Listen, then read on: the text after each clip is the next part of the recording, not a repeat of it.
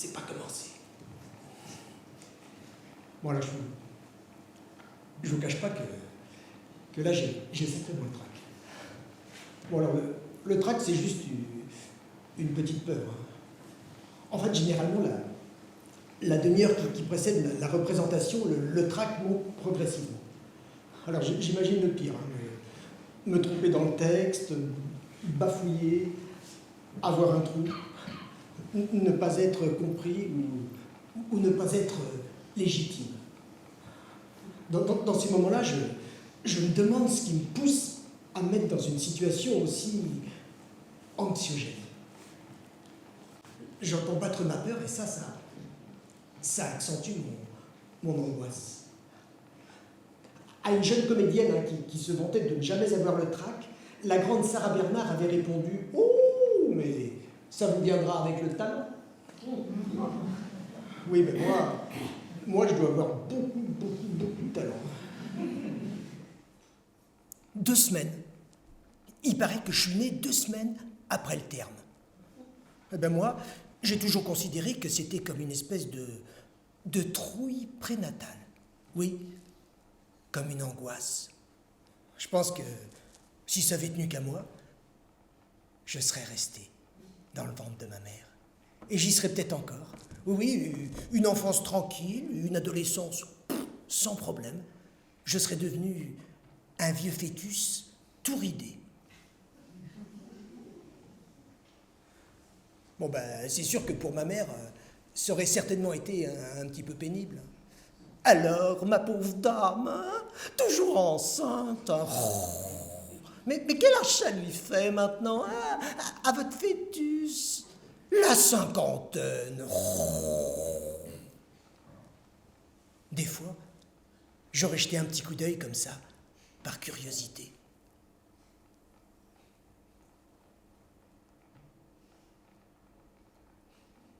Mais non, trop risqué.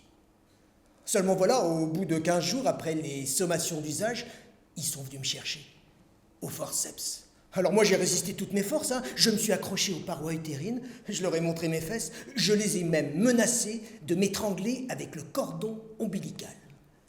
Mais rien n'y a fait. Ils m'ont extrait de force.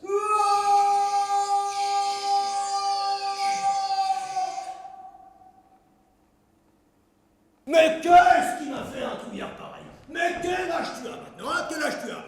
9 ans. Et à 9 ans, tu as peur de la cage. Mais regarde, bon sang, regarde. Bah, tu vois bien qu'il n'y a pas de monstre alors. Ah non, là, ça suffit, là, tes enfantillages. Tu es grand maintenant. Tu ne dois plus avoir peur. Ah non, quand on a peur à ton âge, on est ridicule. Tu veux pas être ridicule, n'est-ce pas? Bon. Alors tu vas me promettre de ne plus jamais avoir peur, hein? Bon, et pour commencer, tu vas rester tout seul, dans la cave, hein? Et quand je viendrai te chercher, mais tu seras un vrai petit homme, hein? Bon, la meilleure façon de faire passer la peur, c'est encore de l'affronter, oui?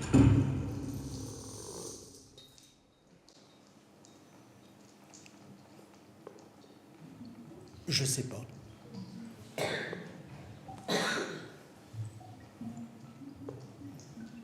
Je me souviens encore de l'odeur rance du salpêtre,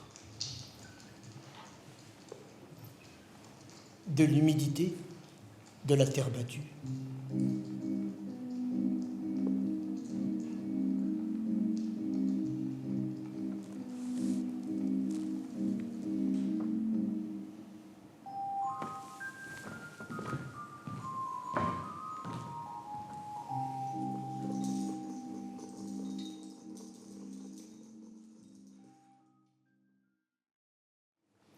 En fait, aussi longtemps que je me souvienne, je crois que j'ai toujours été un petit peu trouillard. Non, parce que là, bon, je fais le malin à venir vous parler de peur, mais bon, moi je suis plutôt du genre à fermer les portes à double tour, à éviter les endroits sombres, à fuir les histoires paranormales. Tiens, j'habite à Niort. Ah ben si, Niort c'est quand même la ville des mutuelles, des assurances, la prise en charge du risque. Est-ce que c'est vraiment un hasard? Bon alors, je suis pas fier de vous avouer que je suis pleutre. Non, non, la peur est souvent chargée de honte. Alors, est-ce que c'est courageux de reconnaître que l'on est trouillard?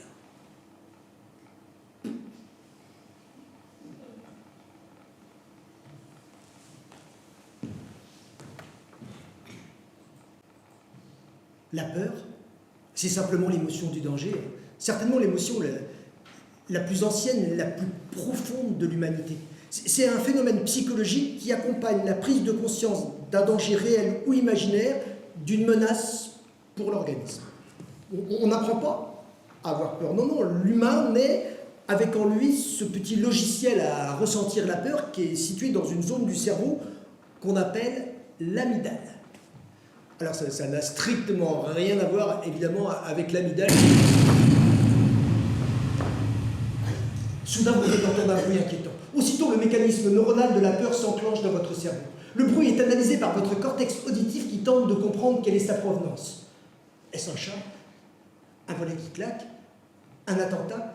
L'hippocampe, lieu de stockage essentiel de la mémoire, compare le fracas avec d'autres bruits déjà entendus par le passé afin de déterminer s'il est habituel et identifiable. Là, de deux choses l'une. Soit aucune réponse satisfaisante n'est apportée et l'amygdale déclenche l'alarme. C'est la trouille!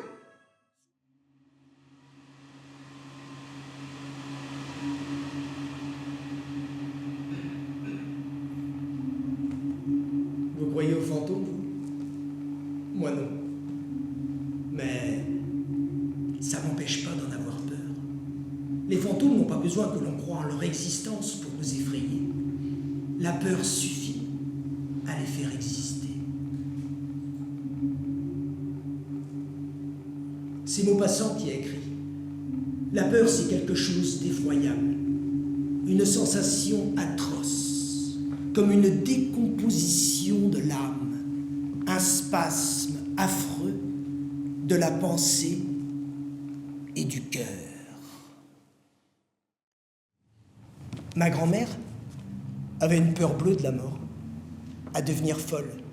Dès qu'elle avait mal quelque part, elle disait « Oh, cette fois-ci, c'est fini. » Et puis un dimanche matin, on l'a retrouvée inanimée sur le canapé en sky devant le jour du Seigneur. On avait beau la secouer, elle ne réagissait plus. Alors on a appelé le docteur Couturier qui arrivait en tenue de golf et en colère. Et pendant qu'il auscultait, il a entendu ma mémé marmonner. Elle est partie, la mort. Elle est partie. Elle était là, à rôder autour de moi. Alors j'ai fait semblant d'être déjà morte. La mort s'est dit « Mince, je suis déjà passée. » Et hop, elle est repartie. Et puis un soir de novembre, on était tous à table. Et comme ma mémé n'arrivait pas, ma mère m'a envoyé la chercher. Je suis revenu bredouille en disant « Mais elle peut pas venir, hein, elle est morte.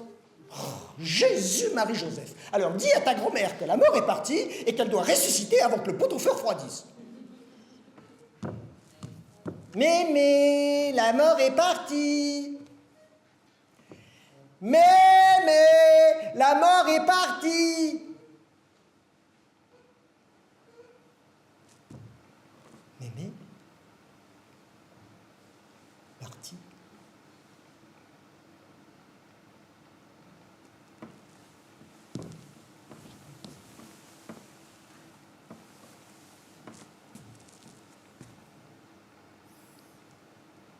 À l'enterrement, j'ai glissé au croque-mort. « Hey, faut pas recouvrir le cercueil de ma mémé avec la terre, hein, parce que elle fait peut-être encore semblant. » Papa m'a regardé avec les gros yeux et personne ne m'a écouté. Quand la pierre tombale a été posée, j'ai compris que j'avais perdu ma mémé pour toujours et avec elle, tout espoir d'immortalité.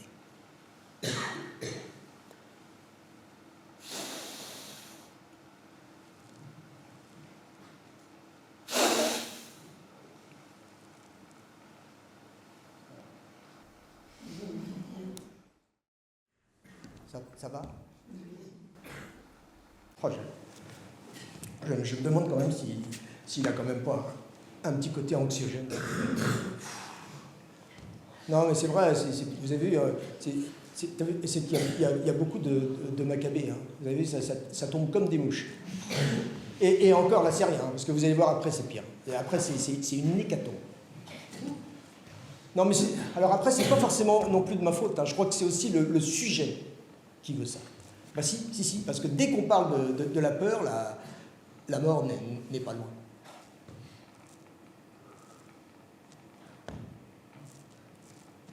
Bon, alors, attendez. Ce qu'on va faire, juste pour détendre un petit peu l'atmosphère, ce qu'on va faire, c'est que je vais vous raconter une histoire drôle. Voilà. Ça va nous... je vais vous raconter une histoire drôle qui va détendre tout le monde un petit peu. Ça y est. Alors, regardez. Alors, écoutez plutôt. Alors, ce sont deux vaches. Il y a deux vaches qui sont dans un champ. Hein. Et puis, il y en a une qui demande à l'autre.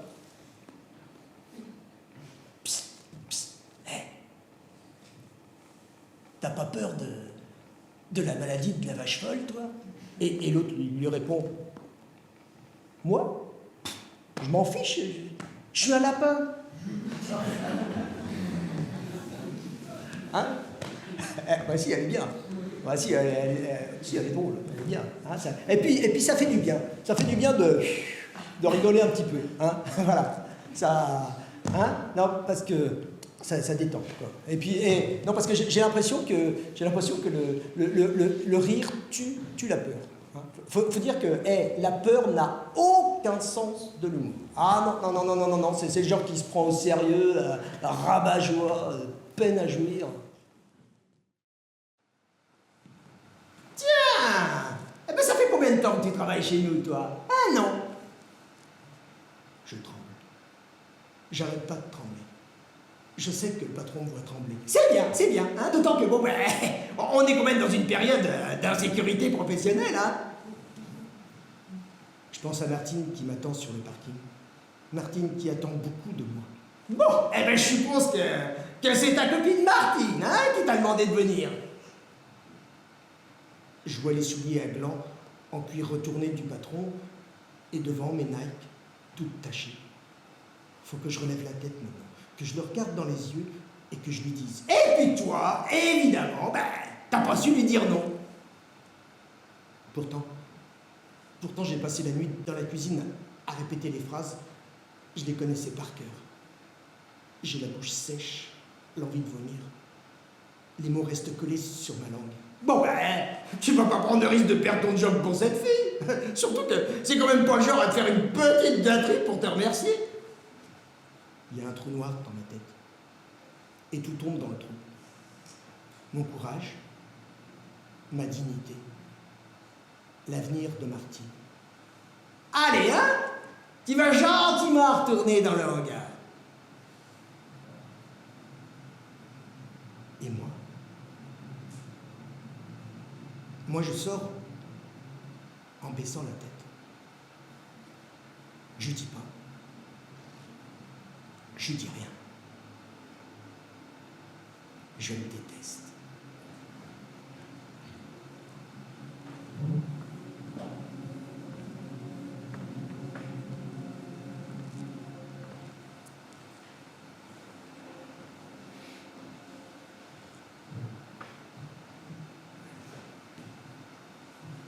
Il y a un dicton qui dit « Quand le loup vient pour le mouton, le chien va déféquer. »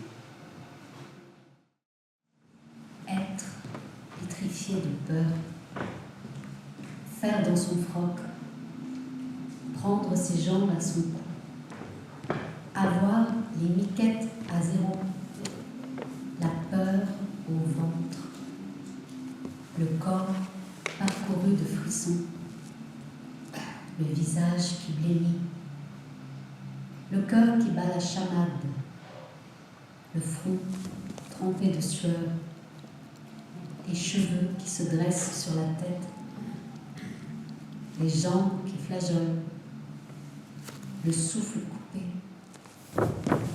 les dents qui claquent, la gorge nouée. se glacent, les pépettes, les chocottes, les pétoches, les kilomètres à zéro, les poils qui se dressent sur les chines, une peur bleue, une peur panique, une peur de tous les diables. Mourir de peur.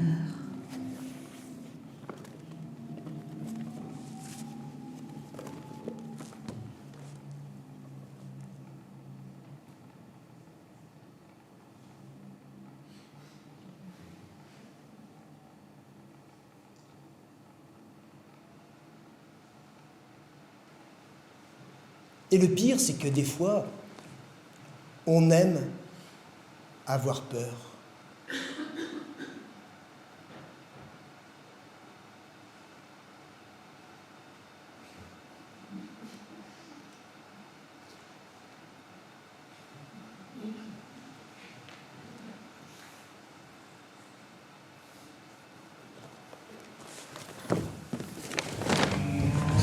Hein?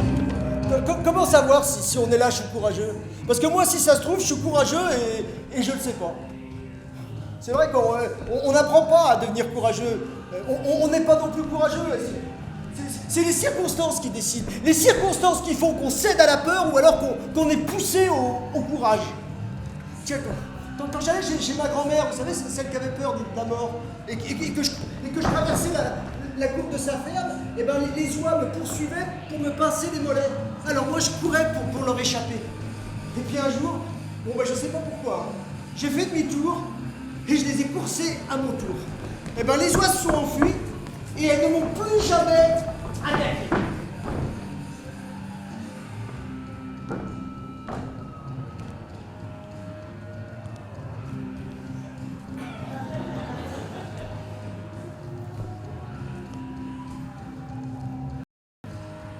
C'est le courage qui frappe à la porte de la peur. Il y a quelqu'un? La peur répond: la peur. Le courage entre.